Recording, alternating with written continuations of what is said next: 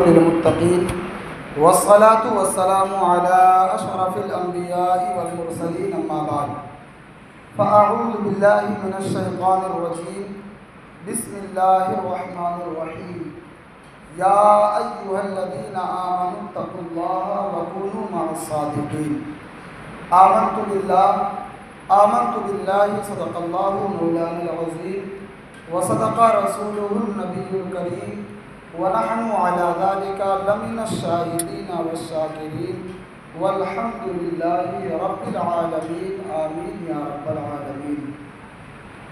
واہ کیا مرتبہ اے غوث ہے بالا تیرا، واہ کیا مرتبہ اے غوث ہے بالا تیرا، اونچے اونچوں کے سروں سے قدم اعلیٰ تیرا، سارے اقطاب جہاں کرتے ہیں کعبے کا طواف، سارے اقطاب جہاں کرتے ہیں کعبے کا طواف، کعبہ کرتا ہے طواف درے والا تیرا، کعبہ کرتا ہے طواف درے والا تیرا، فخر آقا میں رضا اور بھی ایک نظم رفیع، چل لکھا لائیں ثنا خانوں میں چہرہ تیرا، چل لکھا لائیں ثنا خانوں میں چہرہ تیرا۔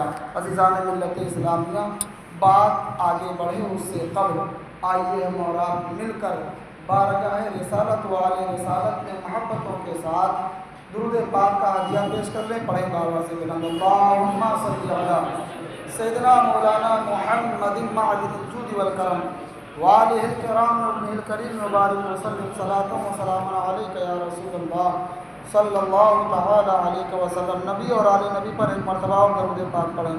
اللہم صلی علی سیدنا مولانا محمد معدن الجود والکرم وآلہ الکرام وابنہ الکریم وبارک وسلم صلاۃ و سلام علیک یا رسول اللہ صلی اللہ تعالی علیہ وسلم۔ یہ ماہ مقدس جسے ہم ربیع الآخر بھی کہتے ہیں، ربیع الثانی بھی کہتے ہیں، عاشق ربیع الغوث بھی کہتے ہیں کہ غوث کا مہینہ، غوث پاک کی بات آ جاتی ہے تو پھر اس کے نیچے جتنے ہیں سب کی بات آ گئی، کیونکہ سردار کے بعد پھر غلاموں کا ذکر ہو نہ ہو وہ سب شامل ہو جاتے ہیں۔ قدم گردن اولیاء پر ہے تیرا، تو ہے رب کا ایسا ولی غوث اعظم، یہ اللہ والوں کا مہینہ۔ قرآن میں رب قدیر نے فرمایا یا ایھا الذین آمنوا اتقوا اللہ، یا ایھا الذین آمنوا، اس کا سمپل ترجمہ اے ایمان والو۔ یہ کہا کس کو جا رہا ہے؟ ان لوگوں کو کہا جا رہا ہے جو لوگ دامن توحید و رسالت کو اقرار باللسان و تصدیق بالقلب کے ساتھ اپنا دیے۔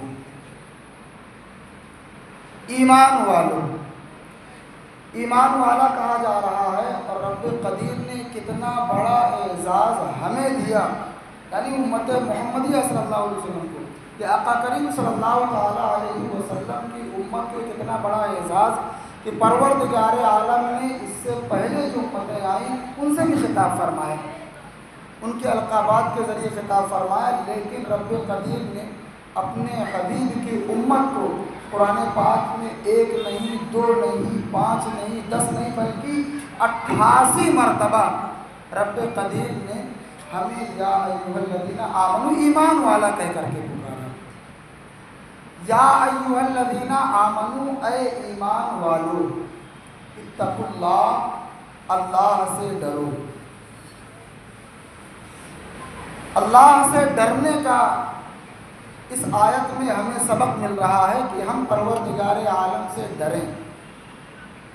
اچھا کامن بات کر لی جائے، ڈرتے ہم انسان سے ہیں، یا یوں کہہ لو ڈرتے ہم شیطان سے بھی ہیں۔ چور سے ہم ڈر رہے ہیں، اچکے سے ہم ڈر رہے ہیں، باغی سے ہم ڈر رہے ہیں، ظالم سے ہم ڈر رہے ہیں، ڈاکو سے ہم ڈر رہے ہیں، اپنے ساتھ رہنے سہنے کھانے پینے والے سے ہم ڈر رہے ہیں، جبھی تو ہم کہتے ہیں میرے آستین کا سانپ بنا ہوا ہے۔ کہیں نہ کہیں بسا ہوا ہے، ڈر تو ہے۔ جب ہم انسان سے ڈر رہے ہیں تو اللہ سے کیوں نہ ڈریں؟ اللہ سے ڈرنے کے لیے کہا گیا۔ اگر میں آپ سے پوچھوں کہ کیا آپ اللہ سے ڈرتے ہیں تو ہم کہیں گے ہاں ڈرتے ہیں۔ ڈرتے ہیں نا، ہم اللہ سے ڈرتے ہیں۔ اب صرف آپ ہی کے لیے نہیں، سب سے خطاب ہو رہا ہے، ایمان والو اللہ سے ڈرو۔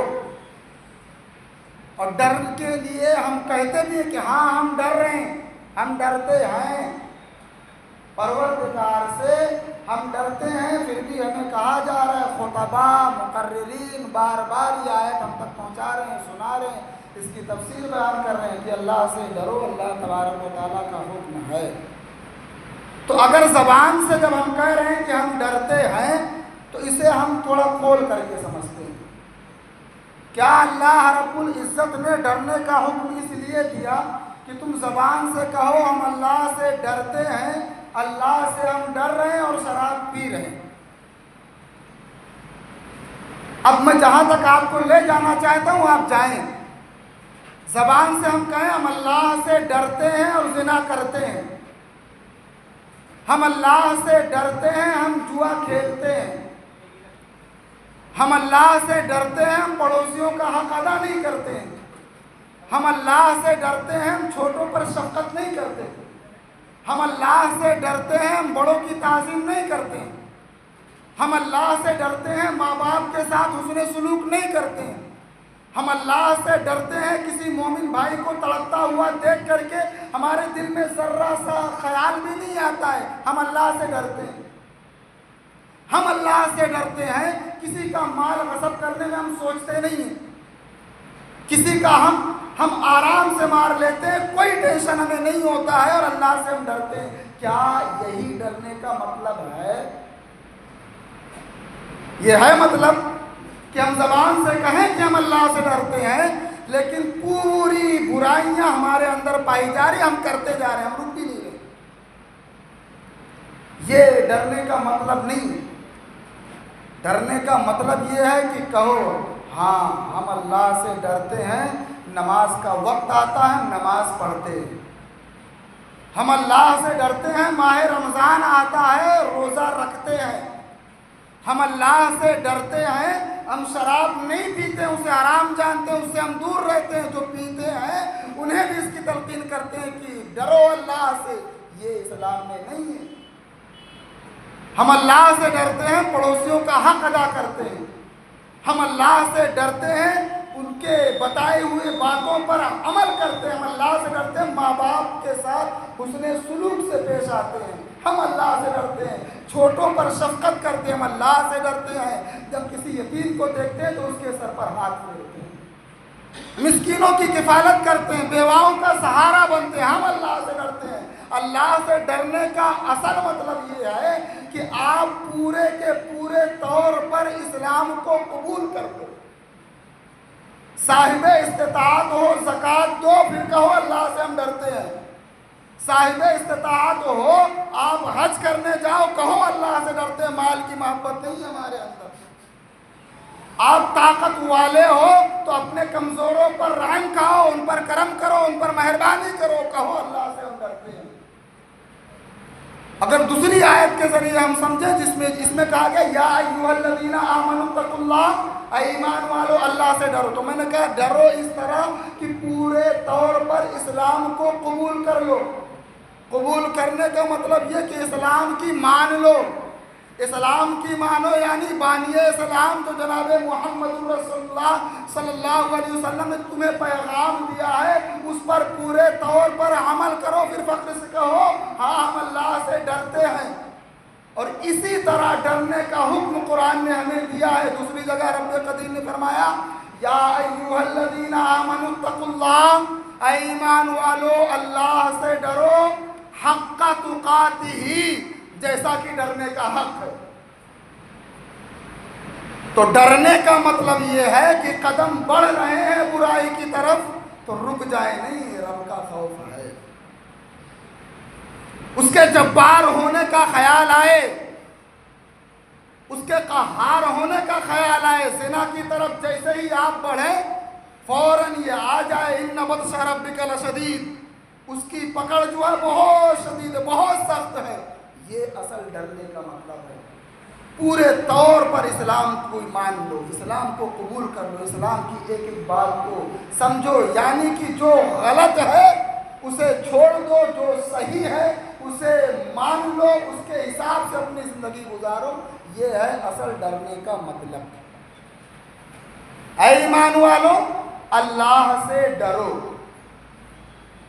اب ڈرے تقوی والے ہو گئے، آمنوا اتقوا اللہ، متقی ہو گئے۔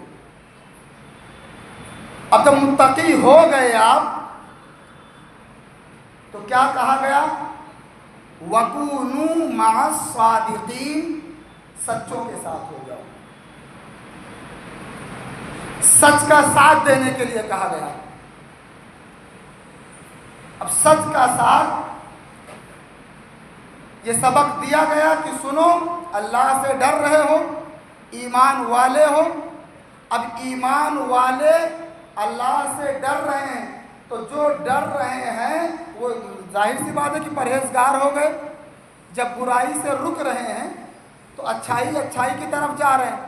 اور ایمان اور عمل یہ دونوں پالیے، تو ایمان والے تو تھے ہی، عمل صالح والے ہو گئے، اچھے اعمال والے ہو گئے، اچھے اعمال والے ہو گئے۔ اب جنت جانا چاہتے ہو تو انہی دونوں چیز کی ضرورت ہے، ایمان و عمل۔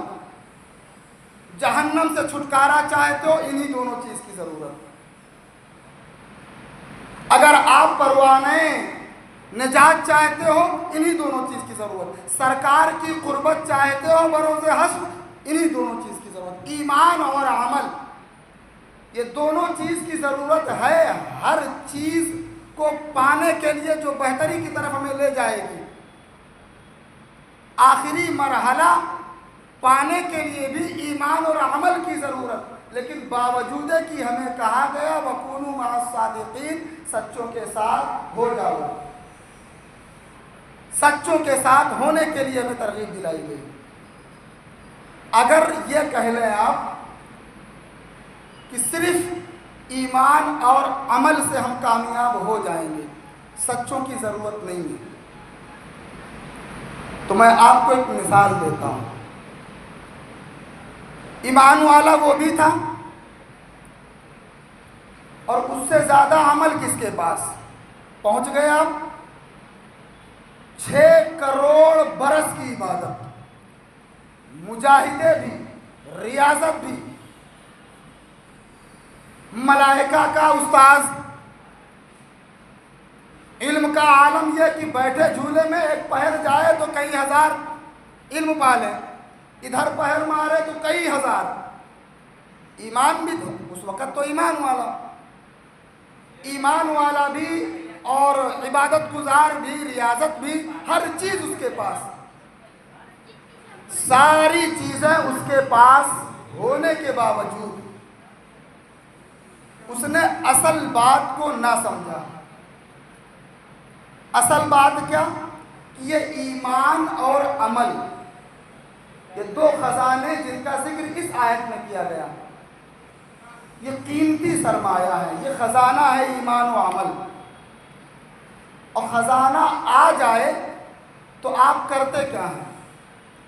سیفٹی کا انتظام کرتے ہیں۔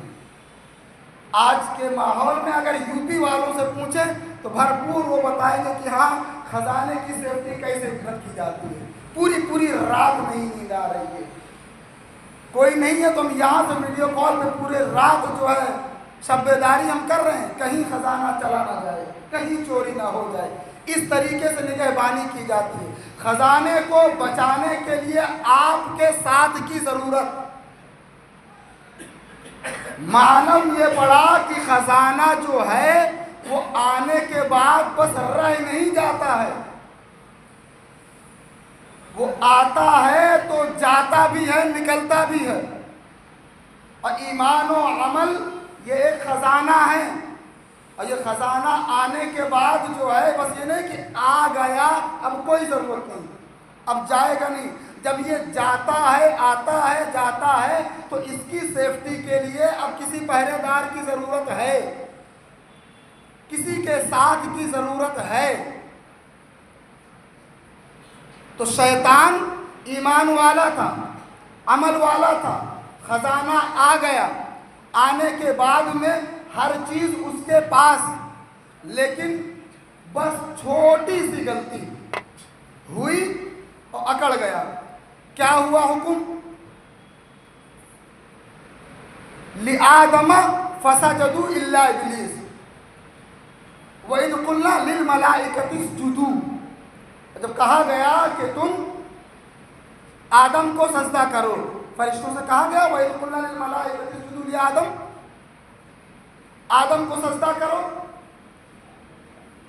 تو سارے لوگ جھک گئے۔ فَسَجَدُوا إِلَّا إِبْلِيسَ، مگر یہ نہیں جھکا، جو سچے تھے وہ جھک گئے، اور اس نے سچوں کا ساتھ چھوڑ دیا نہ جھک کر کے، اور جو سچوں کا ساتھ چھوڑ دیا غلطی ہوئی، اور جب غلطی ہوئی تو اس کو کیا کرنا چاہیے تھا؟ معذرت چاہیے تھی، معافی مانگنی تھی، کہ دیکھ رہا ہے کہ جو لوگ جھک گئے وہ امان میں آ گئے، ان لوگ کو عزت مل رہی ہے، اسے معافی مانگنی تھی، اسے معذرت چاہنی تھی، مغفرت مانگنا تھا اسے معذرت، اس نے مانگی کیا؟ مہلت مانگی اس نے، اور مہلت دی گئی۔ قرآن نے کہا ان الشیطان للانسان عدو مبین، شیطان جو ہے انسان کا کھلا ہوا دشمن ہے، اور تمہارے سامان کی جو چوری کرتا ہے کیا وہ تمہارا سچا دوست ہو سکتا ہے؟ نہیں ہو سکتا ہے۔ تو یہ جو خزانہ تمہارے پاس آیا ہے اسے چرانے کی مہلت اس نے مانگی، یہ ہر اعتبار سے تمہارے پیچھے لگا ہوا ہے کہ کس طریقے سے اسے نکالا جائے، کس طریقے سے اسے بہکایا جائے، کس طریقے سے یہ خزانہ ہٹا دیا جائے۔ تو بالکل ایمان و عمل آنے کے بعد میں ہمیں مطمئن نہیں ہونا ہے، بلکہ اسے بچانے کا انتظام کرنا ہے، اس کے لیے کسی پہرے دار کی ضرورت ہے، کسی سپورٹ کی ضرورت ہے جو اس کی سیفٹی میں رہے، جس سے ہم مطمئن رہے کہ ہاں کوئی کچھ ہوگا تو بڑے ہیں سنبھال لیں گے۔ ایسے آقاؤں سے ملتا ہے ہمارا شجرا، سمجھ رہے ہیں؟ تو یہ سپورٹ، یہ ساتھ، اس کی ضرورت ہے۔ وَكُونُوا مَعَ الصَّادِقِينَ، سچوں کے ساتھ ہو جاؤ، سچوں کے ساتھ ہونے کے لیے کہا گیا۔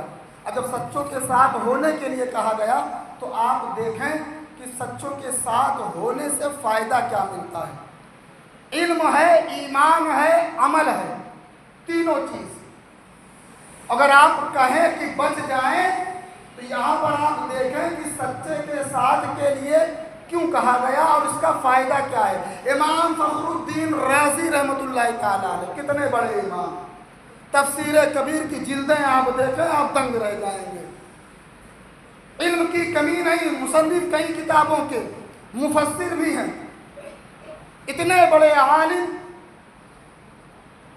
باوجود ہے کہ جب نزا کا وقت آتا ہے، سکرات کا عالم ہے، شیطان آتا ہے، آنے کے بعد میں ورگلانے کی کوشش کرتا ہے۔ کتنے بڑے عالم، آج بڑے سے بڑے عالم جنہیں آپ علامہ کہتے ہیں، صاحب الفضیلت جنہیں آپ کہہ رہے ہیں، عمدۃ العلماء جسے آپ کہتے ہیں، تاج العلماء جسے کہتے ہیں، جب وہ منہ کھولتے ہیں تو اس کتاب کا نام لے کر کے حوالہ پیش کرتے ہیں، تفسیر کبیر کا۔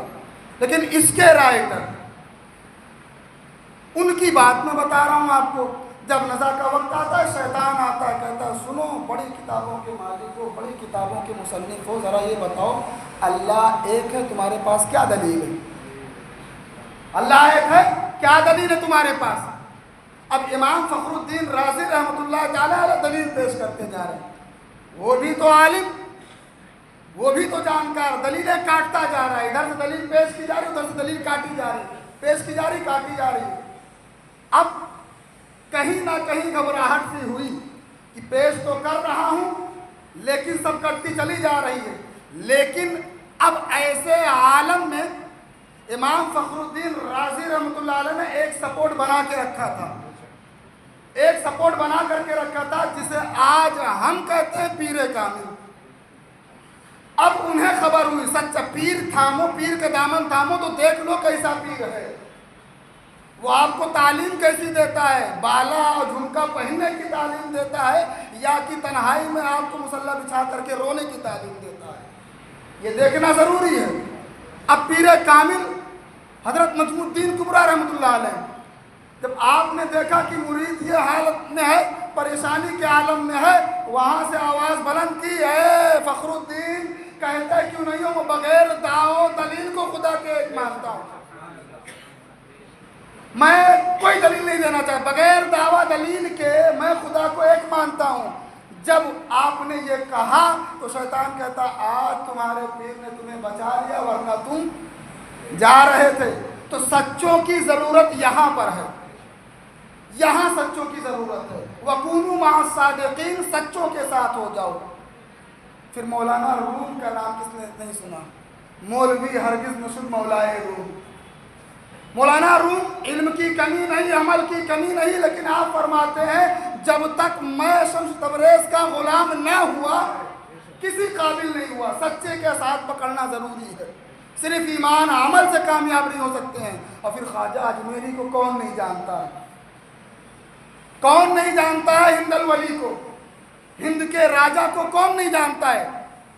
نسب میں کوئی کمی نہیں، حسب میں کوئی کمی نہیں، عمل میں کوئی کمی نہیں، تقوی میں کوئی کمی نہیں، عبادت و ریاضت میں کوئی کمی نہیں، مقام اتنا عرف و اعلیٰ، گھرانہ اتنا عرف و اعلیٰ، لیکن سپورٹ کے لیے خواجہ عثمان ہارونی کا ساتھ ہے۔ وَكُونُوا مَعَ الصَّادِقِينَ، سچوں کے ساتھ ہو جاؤ۔ خواجہ قطب الدین بختیار کا یہ لوگ ہمیں یہ درس دے رہے ہیں، یہ ہمارے آئیڈیل ہیں، یہ لوگ یہ ہمیں سکھا رہے ہیں، عمل کر کے بتا رہے ہیں، قرآن کی آیتوں کی تفسیر بن بن کر کے ہمارے سامنے بزرگان دین آ رہے ہیں، جو کر کے بتا رہے ہیں کہ دیکھو اگر میں یہاں ہو کر کے اس پر عمل کر رہا ہوں تو تم کون سی کھیت کی مولی، تمہیں بھی یہی کرنا ہے۔ خواجہ قطب الدین بختیار کاکی رحمۃ اللہ علیہ، آپ نے بھی تو حضور خواجہ غریب نواز کا دامن تھاما، تو یہ بزرگان دین جو ہیں امیر خسرو نے کیا سبق دیا کہ سچوں کا ساتھ پکڑو تو کامیاب ہو جاؤ گے ورنہ کوئی حقیقت نہیں ہے۔ خواجہ نظام الدین اولیاء محبوب الہی کا دامن تھاما تو آج مقام یہ ہے کہ جاؤ وہاں تو چلے جاؤ وہاں۔ کوشش یہ ہوتی کہ پہلے غلام کے پاس جایا جائے، عرضی لگائی جائے، وہاں سے فیض لیا جائے، پھر بڑی دربار میں حاضری ہو۔ تو یہ اولیاء کرام یہ عمل کر کے یہ ہمیں دکھا رہے وَكُونُوا مَعَ الصَّادِقِينَ، سچوں کے ساتھ ہو جاؤ، سچوں کے ساتھ ہونا ہے۔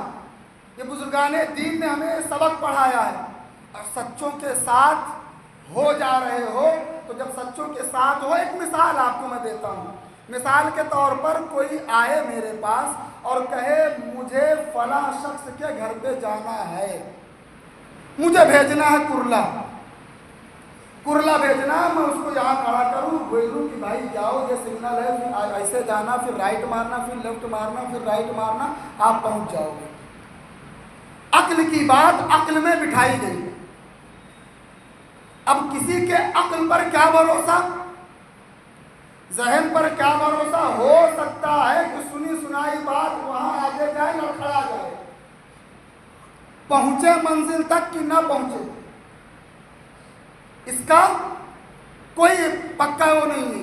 لیکن اگر کوئی دوسرا آئے کہے مجھے فلاں شخص کے گھر پہ جانا ہے تو میں کہوں گا دیکھو وہ فلاں صاحب جو جا رہے ہیں نا، آپ ان کے پیچھے پیچھے چلے جاؤ، پہنچ جاؤ گے۔ تیسرا آئے، تیسرے سے کہوں دیکھو وہ دوسرا شخص جو جا رہا ہے نا، اس کے پیچھے پیچھے چلے جاؤ، پہنچ جاؤ گے۔ سب لوگ پتہ ایک پوچھ رہے ہیں، لیکن آتے جائیں اور میں سب کو یہی کہوں کہ وہ جو جا رہے ہیں ان کے پیچھے پیچھے چلے جاؤ، نظر نہیں ہٹانا ورنہ آپ گھاٹے میں آ جاؤ گے۔ ان کے نقش قدم پر چلتے رہنا، انہیں دیکھتے جانا، وہ بھی وہیں جا رہے ہیں، تم پہنچ جاؤ گے۔ اب ایک لائن بن چکی ہے کہ ہاں تمہیں اس مقام پہ جانا ہے تو اس کے پیچھے پیچھے چلے جاؤ۔ چونکہ پہلا جو ہے وہ صحیح راستے پہ گیا ہے، دوسرا اس کے نقش قدم پر، تیسرا اس کے نقش قدم پر، اس طریقے سے راستہ بنا ہوا۔ اب ایک آئے بیچ میں، اور کہے وہاں جانا، میں کہوں ان کے پیچھے چلا جاؤ تو کیا کہے؟ وہ بھی تو تم سے پوچھ کے گیا، اس کو خود ہی نہیں معلوم، میں ان کی اتباع نہیں کروں گا، میں نہیں جاؤں، ان کو نہیں دیکھوں گا۔ اور وہ کہہ دے کہ میں نہیں دیکھوں گا، میں اپنے حساب سے جاؤں گا، اڑ جائے اور جاتے جاتے نظر نیچی کر لے، نظر ہٹائے اور درگھٹنا گھٹائے، تو اب اس کے پیچھے جو لوگ ہیں خود بھی ڈوبا، ان کو لے کے ڈوبا۔ لیکن جتنے لوگوں نے بات پر عمل کیا، سچوں کا ساتھ پکڑ کر کے رکھا، نظر نہیں ہٹائی، عقیدہ نہیں بدلا، نظریہ نہیں بدلا، عمل کے حساب سے، محبت کے حساب سے راستے پر چلتا چلا گیا، تو یہ جان لو کہ وہ کامیاب ہے۔ اور غرض یہ سمجھ لے کہ آپ غوث سمدانی کو پکڑ کر کے رکھیں، خواجہ اجمیری کو پکڑ کر کے رکھیں، محبوب الہی کو آپ پکڑ کر کے رکھیں، ان کے دامن سے وابستہ رہیں، چونکہ یہ وہ لوگ ہیں جو سیدھے راستے پہ چل رہے ہیں۔ اگر ان کے نظریے کے حساب سے، ان کے حساب سے تم ان کے پیچھے چلتے چلے جاؤ گے تو نماز میں دعا کیا کرتے ہو؟ اللہم اہدنا الصراط المستقیم، اے اللہ ہمیں سیدھا راستہ چلا۔ پھر کیا کہتے ہو؟ صراط الذین انعمت علیہم، راستہ ان کا جن پر تو نے انعام کیا۔ تو انعام کس پر ہوا؟ قرآن کہتا ہے اولئک الذین انعم اللہ علیہم من النبیین والصدیقین والشہداء والصالحین، جن پر انعام ہوا ہے وہ صدیقین ہیں، وہ شہداء ہیں، وہ صالحین ہیں، وہ نبیین ہیں۔ تو اب مجھے بتاؤ یہ لوگ کون ہیں؟ غوث پاک صالحین ہیں کہ نہیں ہیں؟ صدیقین میں ہیں کہ نہیں ہیں؟ ارے حضور نے جو راستہ بتایا اسی راستے کو ابو بکر نے دکھایا، اسی راستے کو مولا علی نے چل کے دکھایا، پھر ان کی اولاد میں یہ لوگ آتے چلے گئے اور چلتے چلے گئے۔ ہم غلاموں کے کہا ہم چل رہے ہیں، پیچھے پیچھے آتے رہو، نظریہ نہیں بدلنا، عقیدہ نہیں بدلنا، ساتھ میں رہو گے تو کبھی تم ادھر ادھر نہیں ہوگے۔ اگر سوچو کہ نہیں میں اپنے آپ چلا جاؤں گا، قرآن ہے تو سنو، قرآن تو ہے، قرآن سے ایمان تو لا سکتے ہو، لیکن قرآن کو سمجھنے کے لیے اہل بیت کو ساتھی بنا دیا گیا ہے، اکیلا نہیں رکھا گیا ہے۔ اہل بیت کے ساتھ میں یہ کہا گیا کہ صحابہ بھی ہیں، صحابی کا نجوم۔ تو ساتھ کی ضرورت ہے، سپورٹ کی ضرورت ہے، بغیر سپورٹ کے، بغیر سہارے کے، بغیر سچوں کے ساتھ کے کامیاب نہیں ہو سکتے ہو۔ یا ایھا الذین آمنوا اتقوا اللہ، اے ایمان والو اللہ سے ڈرو،